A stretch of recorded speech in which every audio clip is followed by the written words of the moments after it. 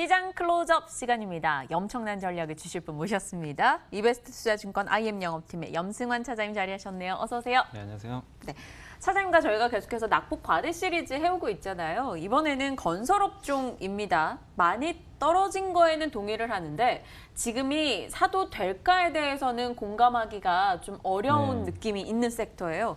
양호한 실적에도 불구하고 신저가 종목이 속출하고 있습니다. 건설 섹터에 대한 전략 어떻게 주십니까?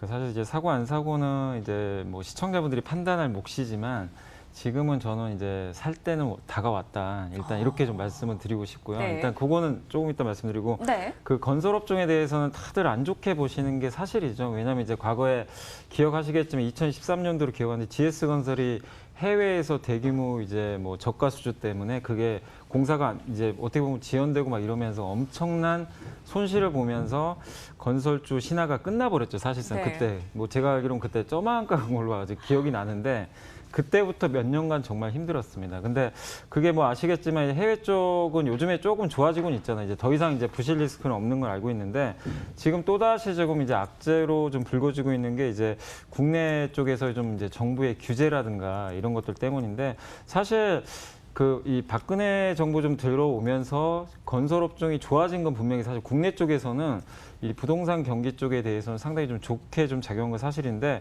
사실 예전에 그런 얘기들 많이 들어보셨을 거예요. 뭐 PF라 그래가지고 뭐 이제 국내 대표 뭐 프로젝트 파이낸스 통해 가지고 건설을 하는데 이게 좀 뭐 부채로 뭐 잡히고 이러다 네. 보니까 부실 때문에 건설주도 망하는 거 아니야? 해외도 안 좋았는데 이거 망하는 거 아니야? 이런 좀 우려감들이 있었는데 그거는 이제 더 이상 걱정하지 마시고요. 장기 미착공 공사라고 하는데 그게 사실은 굉장히 좀 2015년도만 해도 되게 많았어요. 뭐 1조 원까지 있었는데 지금 최근에 대표 건설주 보면은 뭐 현대건설은 아예 없는 상태고 GS건설이 1조가 넘었었거든요. 근데 지금 1,900억밖에 안 됩니다. 그 남아있는 잔고가 미착공이. 네. 그러니까 더 이상 그쪽에 대해서 이제 걱정하지 않으셔도 되고 또 희소식은 뭐냐면 대표 건설사들이 그동안 사실 부동산 시장 되게 좋았잖아요. 뭐 뜨거웠던 것도 네. 사실 작년까지 되게 좋았는데 그로 인해서 이 대표 건설사의 돈을 워낙 많이 벌어놨습니다. 그러다 보니까 지금 순연금으로 전환이 됐어요. 그러니까 약간 의아하신 분들이 계세요. 보통 건설사 하면 뭐 사실 부실의 대명사다, 뭐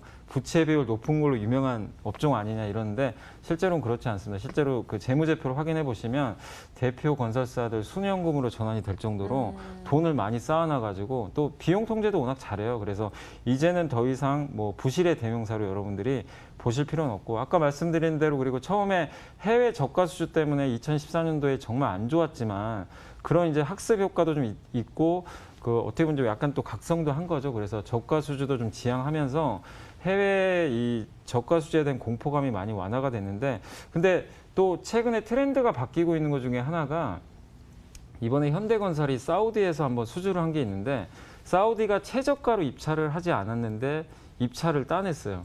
그러니까 많은 분들이 무조건 건설하면 그냥 가장 싸게 산 사람이 입찰 따내는 거 아니냐 이럴 수 있는데 사우디 그 발주처에서 그 현대건설이 좀 더 비싼 가격을 냈는데도 불구하고 가장 싸게 제시하는 회사를 선택을 안 하고 현대건설을 선택을 했어요. 무슨 얘기냐면 이 발주 시장이 바뀌었어요. 그러니까 중동 업체들도 그냥 단지 싸다고 이제는 무조건 입찰을 주지 않습니다. 이거는 상당히 좋은 거죠. 왜냐하면 예전에는 저가 수주를 해야만이 수주가 가능했는데 이제는 그냥 기술력이나 어떤 경쟁력만 있어도 충분히 수주를 가능한 특히 현대건설 같은 경우는 또 독보적 어떤 경쟁력이 있다 보니까 그런 부분에 있어서 저가 수주에 대한 어떤 그 망령에서 여러분들이 이제는 좀 벗어나도 된다. 저는 좀 감히 그렇게 말씀드리고 싶고 마지막으로 사야 되는 이유 중에 하나는 다음 주에 이제 분양가 상한제가 발표가 될 거예요. 뭐 다들 네. 아시겠지만 민간 택지 분양가 상한제가 발표되겠지만 7월 8일 날 이 뉴스가 처음 나왔어요. 그때부터 건설회사들 주가가 뭐 거의 곤두박질 쳤습니다. 사실 어마어마하게 빠졌어요. 그러니까 다들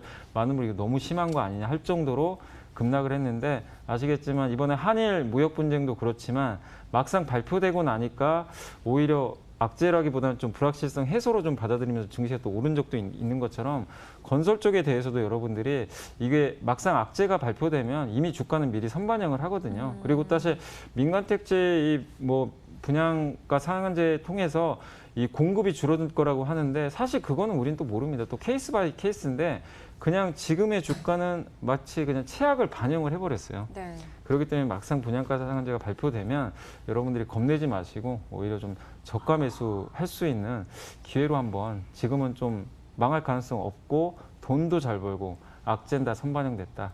그래서 좀 한번 사보는 전략 좀 필요하다. 이렇게 말씀드리겠습니다. 항상 부채나 해외 저가 수주 경쟁 이게 건설주에 투자하는 이들의 발목을 잡았던 요소였는데 그런 부분들이 뭐 선반영됐고 혹은 털어지고 개선이 됐다라고 이야기해 주셨어요. 부드러운 카리스마로 이 섹터에 나는 지금 충분히 베팅하겠다 의견을 주신 건데 종목이 너무 많잖아요. 네. 추려볼까요? 어떤 종목이 제일 좋을까요? 근데 이제 너무 뻔한 종목 얘기하기는 좀 그래서 네. 오늘은 이제 금호산업. 금호산업. 금호산 뭐 관심 있는 분도 계시겠지만 사실 이제 아시아나항공 매각 이슈 때문에 좀 움직이고 있는데 사실 그거는 이제 더 이상 그 이슈라고 좀 보지 마시고 왜냐하면 아시아나항공이 이제 매도 가능 증권으로 분류가 돼가지고 그 전에는 그 지분배 평가액으로 계속 실적이 잡혔어요. 이제는 매도 가능 증권으로 분류가 되면 네. 더 이상 아시아나항공 실적은 아무 상관이 없습니다. 그리고 매각이 되면 한 4천억 정도 돈이 들어오니까 그런 부분에 있어서 오히려 좋을 수가 있겠죠. 그리고 이 회사를 좀 제가 또 포커스를 두는 이유가 아까 이제 여러 가지 뭐 국내적으로 뭐 불확실성이 있잖아요. 뭐 분양가 상한제라든가. 근데 오히려 악재가 해소되면 좋을 수 있는데 이 회사 같은 경우는 좀 호재가 있는 게 뭐냐면 정부에서 최근에 뭐 추경 예산도 나왔지만 계속해서 SOC 투자에 대한 부분들을 계속 얘기를 해주고 있거든요. 그러니까 지방공항 발주 계속 늘어날 거란 얘기들 많이 들어보셨을 거예요. 지금 보면 지방공항 지금 제주 신공항, 김해, 또 울릉도 새만금 공항 같은데 지금 민간공항 이제 발주가 좀 계속 나올 가능성이 높고 또 거기다가 대구, 광주, 수원 같은 거는 지금 군 공항이 있는데 이걸 이전한다 그러더라고요. 근데 왜 금호산업이냐면 이 어떻게 보면은 이제 지방 항공 있죠. 이 항공과 관련된 공항을 건설할 때 굉장히 특화된 회사 중에 하나예요. 예전부터 이쪽에 수주를 많이 해가지고 인천공항에도 이미 좀 들어가 있고 그래서 네. 공항 쪽에서 굉장히 그 경쟁력을 가지고 있기 때문에 약간 이제 정부에서 SOC 투자 특히 이쪽 지방공항 쪽 계속 발주가 나올 텐데 그쪽에서 상당한 경쟁력을 갖고 있어서 우리가 그냥 뭐 뻔히 아는 현대건설이나 이게 나쁘다는 게 아니라 그쪽도 사셔도 되겠지만 제 개인적으로는 금호산업도 한번 좀 새로운 시각에서 투자를 해보시는 전략 좀 필요할 것 같아서 오늘 한번 좀 말씀을 드렸습니다. 어떤 분이 현대건설이 탑픽 아닌가요? 이렇게 올려주시는데 현대건설에 대한 의견은요? 좋죠, 좋은데 그냥 너무 뻔한 것 같아서 그냥 다 알잖아요. 다 좋고 수년금이고 돈 너무 잘 벌고 안정적인데 한마디로 근데 좀 뭔가 약간 재미는 없다. 주가 측면에서는. 그러니까 지금 사놓으면 또 남북경협 이슈 터지고 그러면 또 재미는 있을 수 있는데 네. 당장 재밌을 것 같지는 않기 때문에 저는 오히려 좀 가벼운 금호산업이 이런 좀 새로운 또 이슈가 있으니까 한번 새로운 시각에서 한번 투자해 보시면 좋을 것 같습니다. 감사합니다. 여러 시각을 주시는 건 저희에게는 큰 도움이죠. 금호산업 그리고 현대건설도 나다나님 더 괜찮다고 하시니까요. 관심 두신다면 지켜보시길 바랍니다. 바이오 쪽 이야기 좀 해보겠습니다. 바이오 쪽에 올라가는 종목 뭐 곳곳에서 눈에 띄어요. 오늘 뭐 채팅창에서도 이야기가 되고 있는데 헬릭스미스 지금 뭐 12% 급등으로 진행이 되고 있고요. HLB도 어찌됐건 조금은 올라오네요.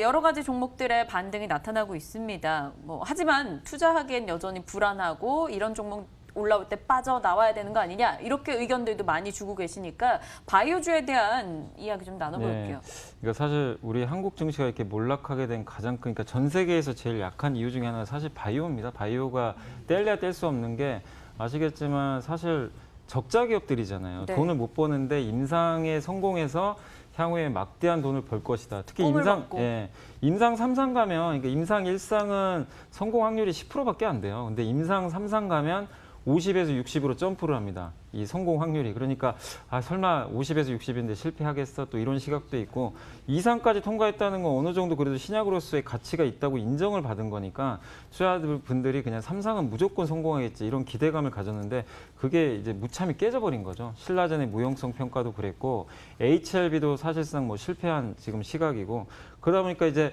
기대했던 것들이 이렇게 망가져 버리니까 이제 투자자분들 시각이 냉정하게 이제 바뀌어 버렸고 투매가 나오게 된 건데 결국 2019년, 20년이 정말 중요했어요. 왜냐하면 2015년도에 한미약품이 대박 계약을 몇 개 체결해가지고 그 퀀텀 점프를 해버렸죠. 그때부터 바이오가 이제 재평가를 받았는데 맞아요. 그때부터 이제 많은 또 바이오 업체들이 R&D를 하게 됐고 그 성과가 나오는 게 이제 올해부터예요. 이제 빠른 업체들은 올해고 늦으면 2021년까지 이제 나와 있는데 여기가 승부처인데 첫 단추가 좀 잘못 깨져 버린 거예요. 이제 이게 좀 저도 너무 안타까운데 어쩔 수 없죠. 뭐 지금 뭐 안 좋아진 거 안 좋아진 대로 인정을 하고 과연 이제 누가 구원 투수가 될 거냐.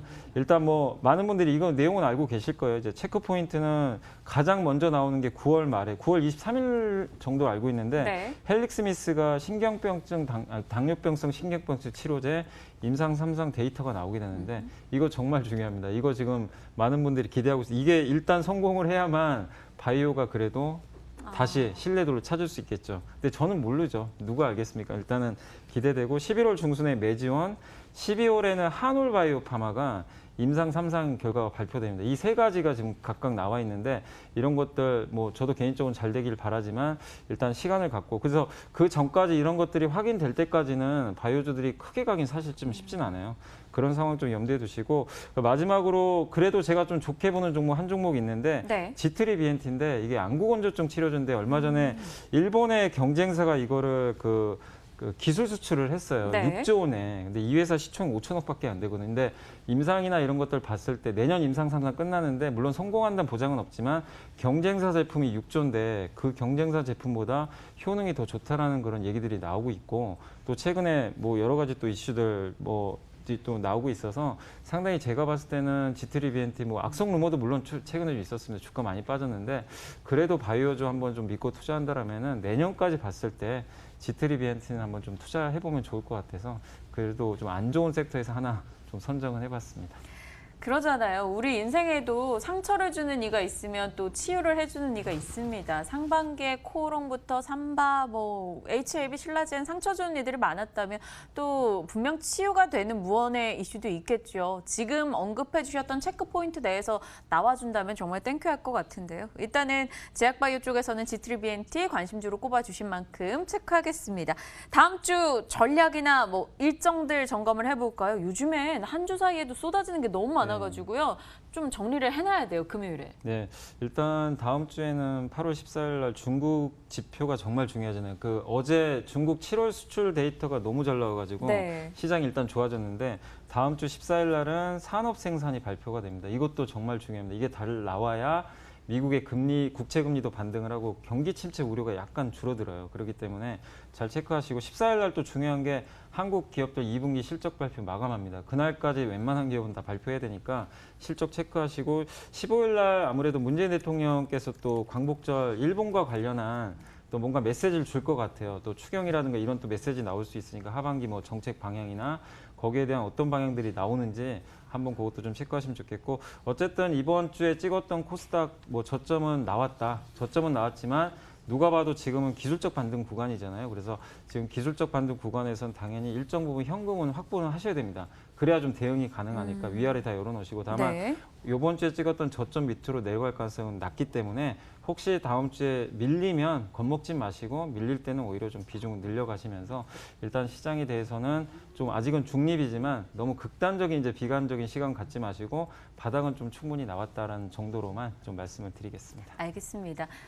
그저 시장이 나빠서 현금을 좀 확보해라 이게 아니고요. 중립적인 의견에서 위아래 가능성을 좀 열어둬야 하는 상황. 그렇기 때문에 나중을 위한 실탄을 확보하자라고 전략 얘기해 주셨습니다. 중국에서 나오는 지표 그리고 광복절 또 어떤 이야기들이 국내외에서 쏟아질지 점검을 해보자라는 의견이었습니다. 이베스트 투자증권 IM 영업팀 염승환 차장님과 함께 엄청난 전략 들어봤습니다. 감사합니다. 감사합니다.